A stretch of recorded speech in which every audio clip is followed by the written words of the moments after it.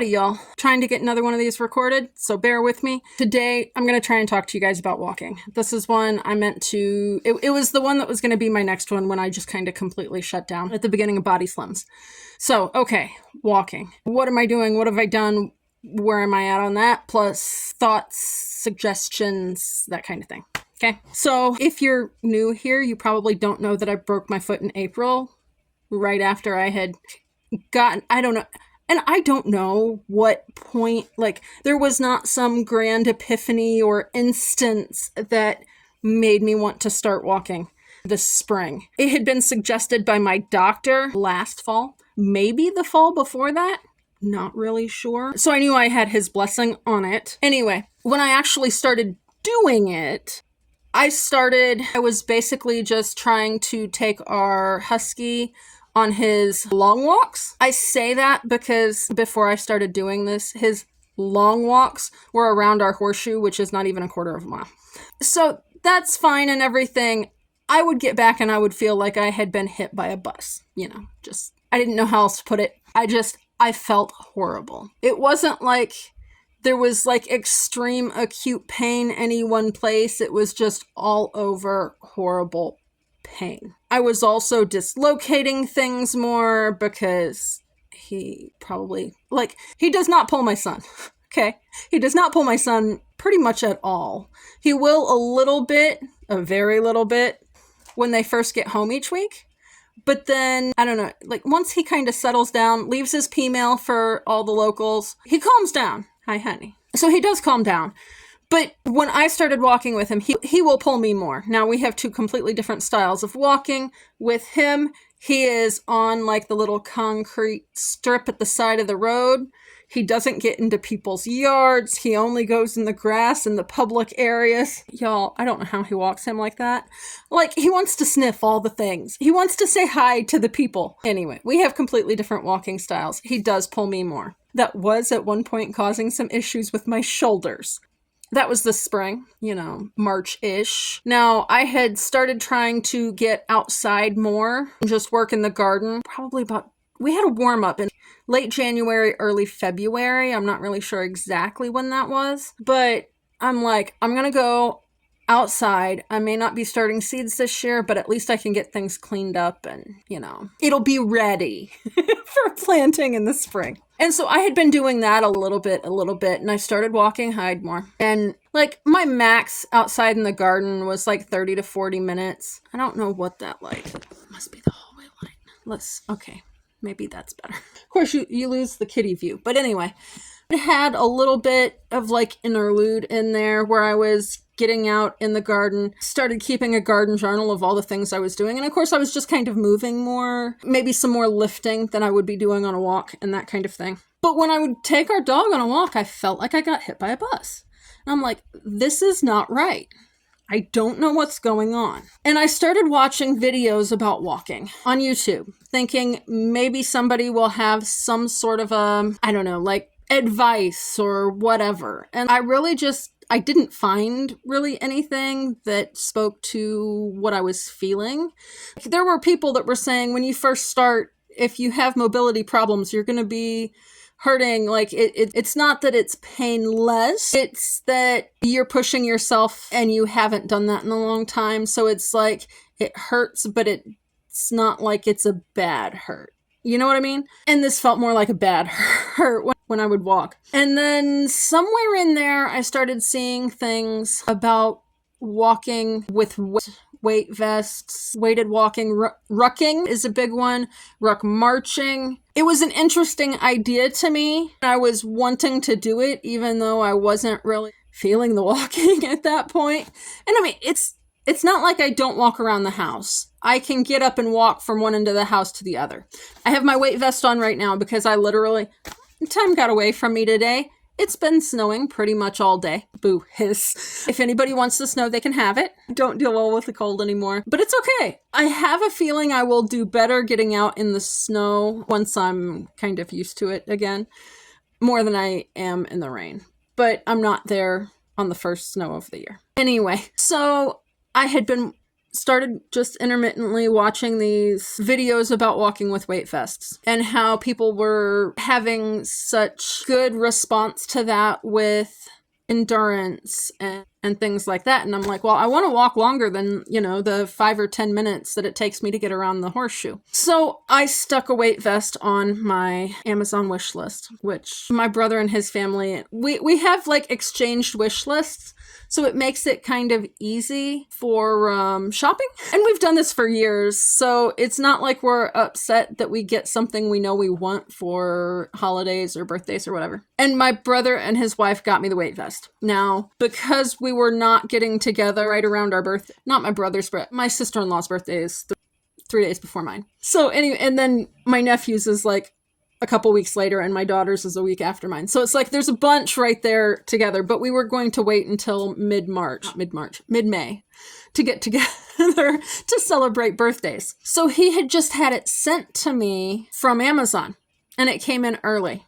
Thank goodness. I'm not sure exactly how much early. I think it was about 2 weeks, looking back on some notes I had. And for whatever reason, I'm like, okay, I'm going to try this. Of course, as soon as it came in, it's like, all right, I'm going to see how I feel. And it's only 12 pounds, y'all. It's not super heavy, but they do make lighter. They make them as low as 4 pounds, I think I've seen. And then if you just use a backpack, you can put whatever you want in them. Anyway, so I started walking, and it fixed the pain issue.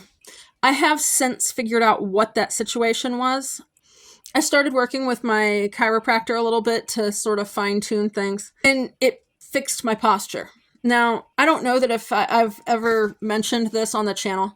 When I was 15, I was diagnosed with something called Ehlers-Danlos syndrome. And Ehlers-Danlos syndrome is a connective tissue disorder. It is a genetic issue. It's not something I'm ever going to get rid of, but you can manage it in different ways. And, it makes some things harder. Well, when I was diagnosed, I'm not sure if it was when I was initially diagnosed, but within a couple of appointments, I had been told I would be in a wheelchair full-time by the time I was 25. Fully credit my kids to that not happening. Now, at the time, he didn't tell me why. He just told me by the time you're 25, you'll be in a wheelchair full-time. Now, mind you, the only other person I had even heard of getting diagnosed with this at the time was about 25 when I was being diagnosed and had already had 2 hip replacements and was going in for both shoulders. So that was kind of grim. And if you are newly diagnosed, realize there are so many things that have happened since then that he couldn't have known and that sort of affect how things progress with the disease. Anyway, so I was told I would be in a wheelchair full-time by 25. Now, I do fully credit my kids for me not being in a wheelchair, because what happened was, that was 15. It was like a couple of days before my 20th birthday, and actually it was 3 days before my 20th birthday, and I found out I was pregnant with my oldest, who is now 20. Sorry, I've got a cat on the move. So anyway, I found out I was pregnant, and I don't know how much weight I gained with that pregnancy, but what it did, and I think it's fairly common for this to happen with people, is like you change like how you stand to accommodate the belly and the weight from it. And then I had my daughter a week after I turned 23, sheerly due to her stubbornness, and 25 rolled around, and I had other health issues because I had developed fibromyalgia symptoms due to a flu that I got when I was pregnant with her. But I wasn't in a wheelchair. Like, it wasn't even really something I thought about a ton, other than like, it'd be good to be able to kind of design the house so I'll be able to get around in a wheelchair when that time comes. But like, it kind of came and went, and I'm like, okay, that was kind of weird. And intervening time happens, and I did gain a bunch of weight. The one symptom I never really got rid of was the hypothyroid symptoms. But every time things got tested, thyroid was fine. It was this doctor that actually pointed out there's a feedback loop. In case you haven't heard, there's a feedback loop between your thyroid and insulin. So that got me started working on insulin resistance. But anyway, back to the walking. Obviously, I'm not in a wheelchair. However, it was the posture that kept from the pregnancies changing my posture that kept me out of a wheelchair. And what my chiropractor noticed, because I did actually, in fact, take my weight vest into my appointment and had her watch me walk in it so she could help.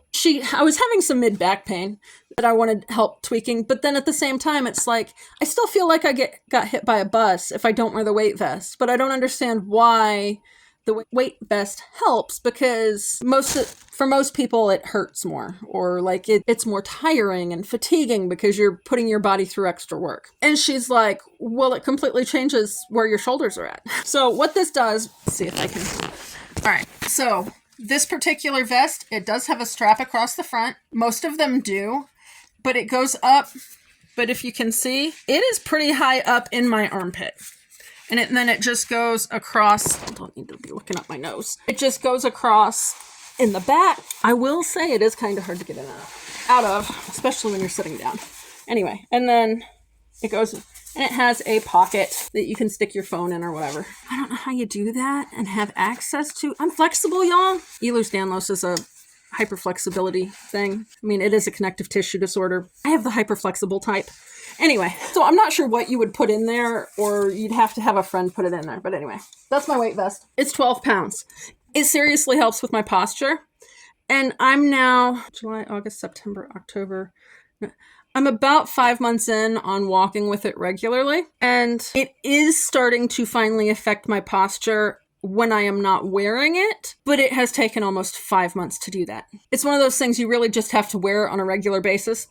Now, I will say, I have seen videos on here with different styles, and even similar styles that hang further down and are longer on people, and I don't think that would have the same postural effect. So just be aware of that. And the one I can think of for sure, like, it's been reacted to by a few people. I don't remember what her name is, but she bought a 30-pound weight vest, and it like hangs down to her hips. I don't think she's a fairly large person to begin with. But like I said, mine's 12 pounds. They go down as low as 4 in that style. And so obviously I got one that pulls things back. One thing I have seen people mention is that if they're too heavy, it can make people kind of hunch their shoulders up and forward, which isn't good. You want to be able to stand up straight, essentially.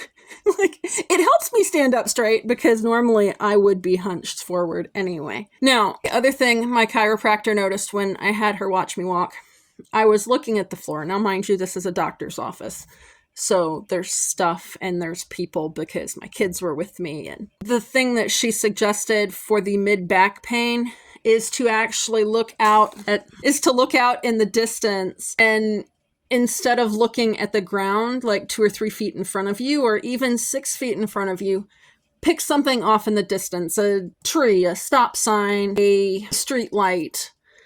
There are times in some places where I walk around the neighborhood, like I can look out in the distance and like, okay, there's somebody's little octagonal window in their bathroom. I know it's a bathroom because it's the only place they put octagonal windows in trailers. Anyway, I can just fix my gaze on that and I just walk. Like, I will see a dog or something if it darts out or, is there, and I can hear things. But keeping your gait fixes the forward head posture that we tend to have. And so she suggested that. Now, you might notice that I was counting and it was only from July, not April, when I got the vest. That is because on my daughter's birthday, I went to take our dog out for a walk in between rain showers. And best we can figure, I stepped down on the welcome mat. I mean, it's right outside the door. That's where most people would step down. And I went down. I had gotten Hyde a long enough leash when we got him that he can actually be at the bottom of the steps and we can still be on top of the steps. Just that way he's not pulling us down the steps, thankfully, because he was able to get out of the way so I didn't fall on him. But basically what we think happened is the welcome mat slid because the porch was wet, and it slid out from under my feet, and I went down on top of my foot on top of the threshold. And I broke my foot in 3 places and possibly my ankle in 1. So I was kind of down and not able to walk for a couple of months. Now that has healed, hopefully okay. I think it's probably healed just fine. It's just, I did some things and screwed it up. Don't do that. After that, I was no longer starting 15 minutes and adding on a little bit at a time or whatever. I think I started at 10 minutes before that. But when I started walking again, it was having my son in front of me and helping me see if I could make it to the kitchen. And I was kind of scared to walk because, it had hurt. And I had to kind of build up those muscles again and sort of retrain my body and regain that trust that I was going to be okay with it. I still don't walk in the rain. I do have something that I have gotten to hopefully clean off the deck. And then I think what I'm going to do, I've got some stuff that's actually meant to like add a little insulation to walls. And I think what I'm going to do is add it to some whitewash in the spring and hopefully texture the porch. Otherwise, I might use sand. Anywho, that's neither here nor there and has nothing to do with walking. But don't break your feet. That's not a good idea. I took a couple months off and then started from zero. And I worked up 5 minutes at a time. And when I had kind of planned this out, I watched videos the entire time I was down and couldn't walk. And so I had timed it out where I hit my water goals right about the time I had the date the orthopedic surgeon had said I would be clear if I wasn't in pain to start walking again and whatnot. And so I just started from nothing and started just a couple of steps and then like 5 minutes at a time. And then, once a week, I'd just add 5 more minutes. And now my alarm to take my 10 o'clock meds. I don't know why I have an alarm going off. Well, I guess hold that thought. I'm going to go turn that off. Okay. I went ahead and turned the light off too. And the cats are staring at me because I put the footstool out and not put my feet on it. So I was adding 5 minutes a week on the walks. Now I wasn't walking every day when it was a few steps or 5 minutes. Yes, I was walking every day at that point. But then once I was to the point that I was going outside again and trying to get back into the routine of walking and trying to get back to the point I felt comfortable walking our dog. And I don't really know when that was. But, within a couple of weeks of starting again. Because you tell him no pull when you go out the door and he's been through a traumatic experience the last time you went for a walk. Funnily enough, he didn't pull for a while. So anyway, basically added 5 minutes a week. And right around the same time, early July, I also got my scales and started weighing. Neither here nor there, but if you're going to try and lose weight, having a scale or somewhere you can weigh on a regular basis is kind of helpful. So I started weighing on Wednesdays, and I just made that the day that I upped the amount of time I walked. And then that worked out well. I was walking kind of varied. Obviously, I didn't walk in bad weather. And I just kind of, 3-4 days, if it was hurting, I didn't walk. I don't know that I walked necessarily 2 days in a row once I got past 15 or 20 minutes. Those may have been that was probably more dependent on how it felt in the moment. But then it was sort of like, okay, can I squeeze in the amount of time that I need for this walk? And it was sort of down to somewhere between 2 and 4 days a week I would walk. And then the way it was planned out, I got up to 60 minutes at the beginning of September and just sort of stayed there. 60 minutes is what I had been told, with the exception of some challenges to walk more that I haven't actually seen to this point on the BodySlims program. But I just kind of stopped at 60 or 65 minutes at the beginning of September. I say 65 because I started meeting people when I was out walking. So like if somebody had stopped to talk to me, sometimes I went over my 60 minutes and that was fine. I kind of like getting to know some of the people in the community, and I'm kind of missing that this last couple of weeks when it's been raining a lot and I got sick. But it is what it is. And then the beginning of BodySlims, I started walking every day, which is what that program wants you to do, is walk an hour once a day, every day, rain or shine, whatever. I already knew I was not comfortable walking in the rain, for obvious reasons, I would think. So I knew I was going to be walking inside for that. But the first little bit, it was good weather. And I walked for about 10 days straight, and the foot was getting progressively angrier, and it just got to the point I couldn't do it. So I took a couple days off, let it get back, then I tried it again. It worked for a few days, and then I was off of it again. I'd been having some issues with a bone in the side of my foot kind of dislocating and just floating around. Yeah, I went to the chiropractor that next time and she's like, I want to say that I can put it back in and it'll be fine, but nothing's out of place. And I'm like, well, crap. Best she could figure it was some sort of tendonitis or something, but of course that's not really her strong suit. She suggested getting some compression. Let's see if I have some like compression socks or whatever you want to call these kind of things. These came with a thing that you put under your foot and cross over the top and around behind your ankle. I got 3 different kinds. Those are a little small on me, I think, because after a little while they will start kind of hurting and they cut in around my ankle and calf. This is my least favorite. It doesn't have I guess it does have the strap across the top, but it comes completely open. And then you Velcro it on, and then, I guess it goes this way. And then you have the straps. They all had the straps. The third one is a little bit lighter compression than the copper colored ones. And the strap is sewn in on the bottom of the foot, so it stays there nicely. None of them quite go down as far to cover the places I was actually having problems with, which kind of sucks, but they did help some.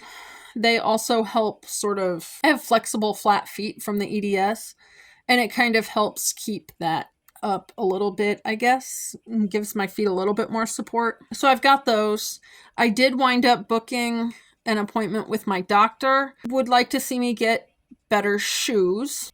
He didn't really seem to care what brand, just something more supportive than what I'm wearing, which currently is Hey Dudes. They're sort of a boat shoe loafer sort of looking thing. But the reason I wound up in them is because they are comfy enough. They have an actual sole, and I could get them where the upper is made with natural fibers. It's just like a cotton canvas, which is why I got them, because I react to, like, these I can't wear for extended periods of time. They make my feet itch and hurt and feel weird. Just like if I wear something with polyester in it, I'm wanting to scratch. Like, I've got jeans they're only like 10 or 15% polyester. It's one reason I'm wanting to sew more and do skirts and stuff, because it's very hard to find natural clothing in plus sizes. If you do happen to, it's very expensive. That's just all there is to it. The general poll, in case you're wondering, I've been taking a poll of anybody that I know that walks or has brought up supportive shoes to me on my walks or elsewhere. The general consensus is Hoka's. Unfortunately, some of the Hoka's seem to have natural materials in them. It will be 1 part, maybe 2 parts, and then the rest will be recycled polyester. So if you know of any, you need something with a wide toe box. It needs to be supportive. A lot of the places that have the natural fibers seem to like incorporating recycled polyester or ocean plastic or that kind of thing, or they kind of go more for a barefoot style.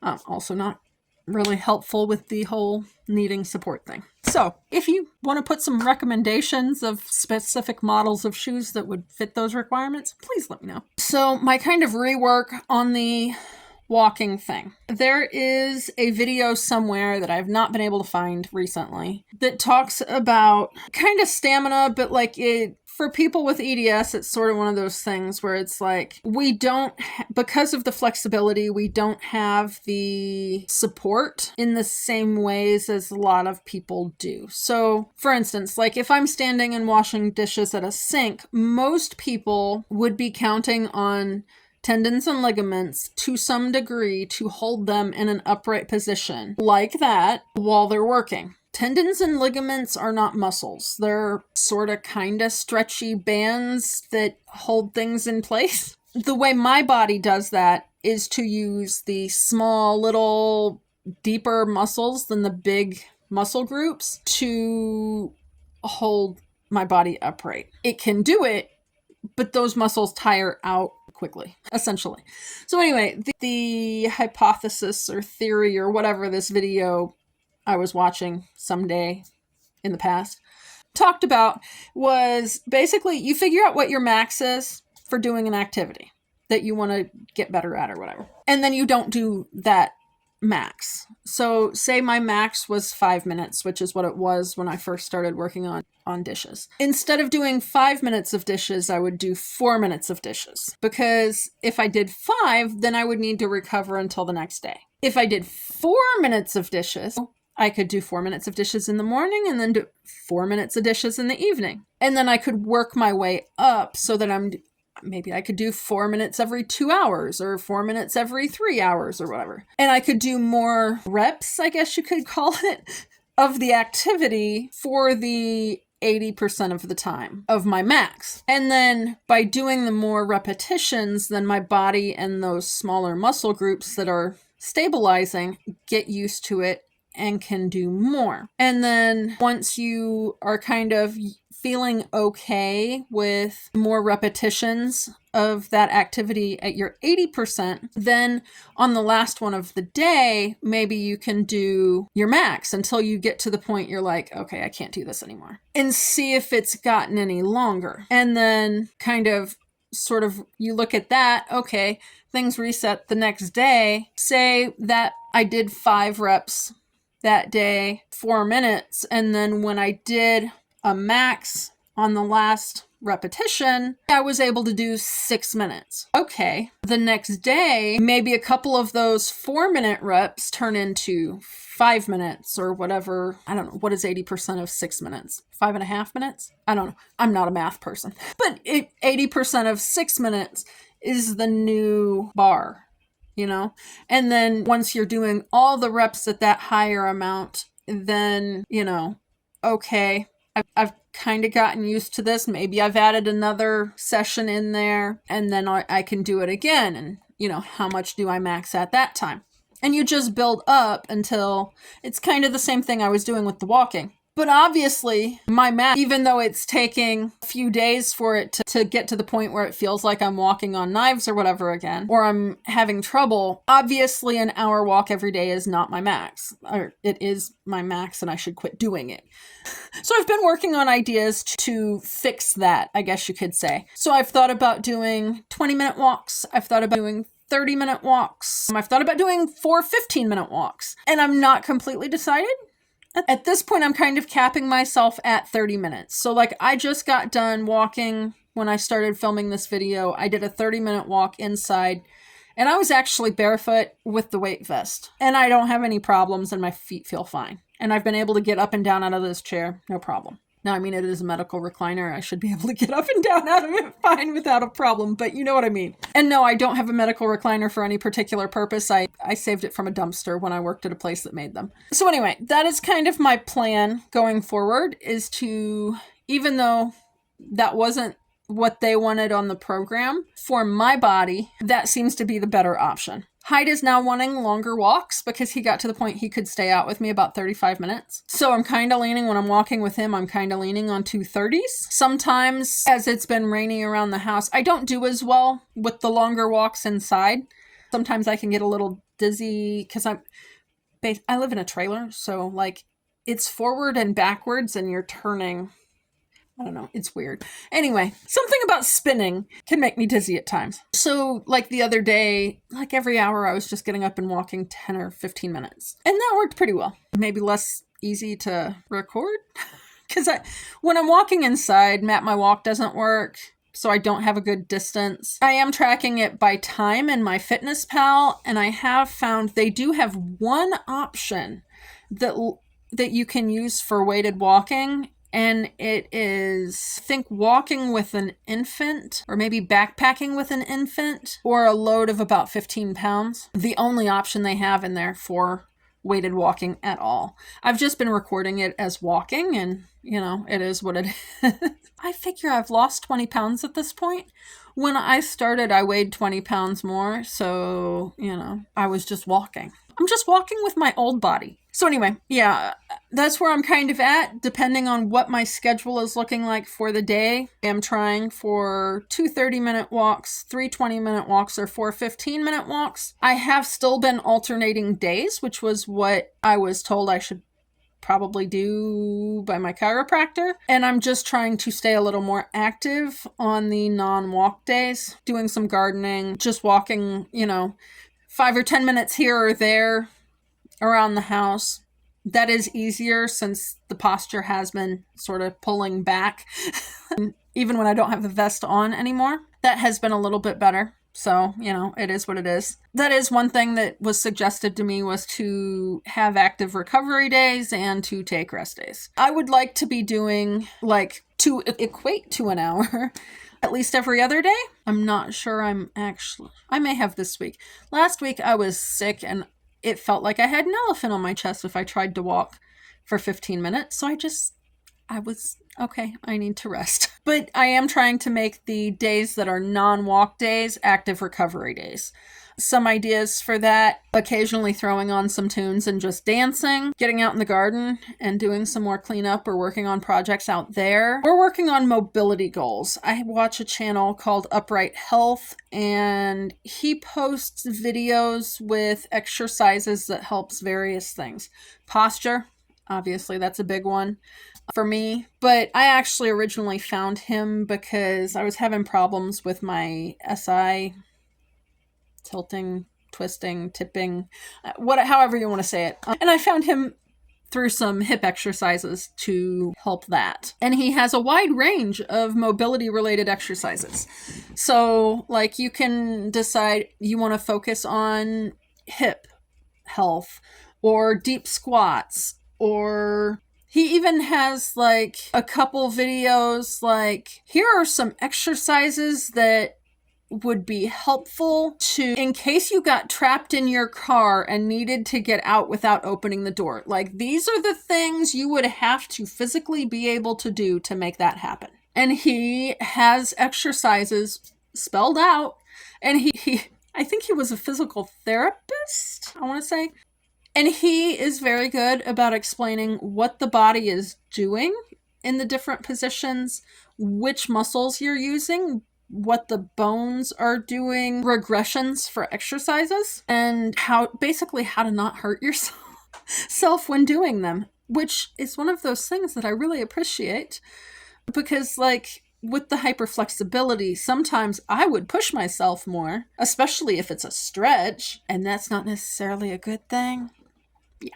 So anyway, that is my plan for both my walking and active recovery days, I guess, as it were. In general, I am obviously more active than when I was laid up with my broken foot this summer. And I'm trying to just make sure that I'm not getting stuck in a routine of, I'm going to sit here and edit, or I'm going to sit here and watch YouTube and not get up and do anything. It is a very, very hard place to get away from when you have not one but 2 cats, and we are very much a cat household. So I has a cat is a legitimate excuse to stay put, and since I'm the only one that is home all the time, they're prone to sitting on me. I also have the biggest lap in the house. It's shrinking though.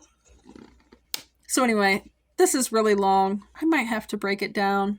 Hopefully I can cut enough that it's at least under 45 minutes. If you are working on walking, throw what your goals are right now or some challenges you're doing down in the comments. I am planning on kind of building my program based around challenges a little bit, but at the same time I want to make it sustainable so that I'm not doing challenges just to go, that's not something that I could ever think about doing in my day-to-day life, or make me not want to keep going. I think that's probably the bigger point. I don't want to get to the point I don't want to do it. I am officially 20 pounds down as of yesterday morning, and I have another 160 to go. I need to be able to move because I still need to work on the food stuff. I might record a video if I have a voice after this. I need to go figure out supper though. So if you have questions about walking or anything like that as far as what I'm doing, feel free to stick those in the comments too. And I will see you guys next week.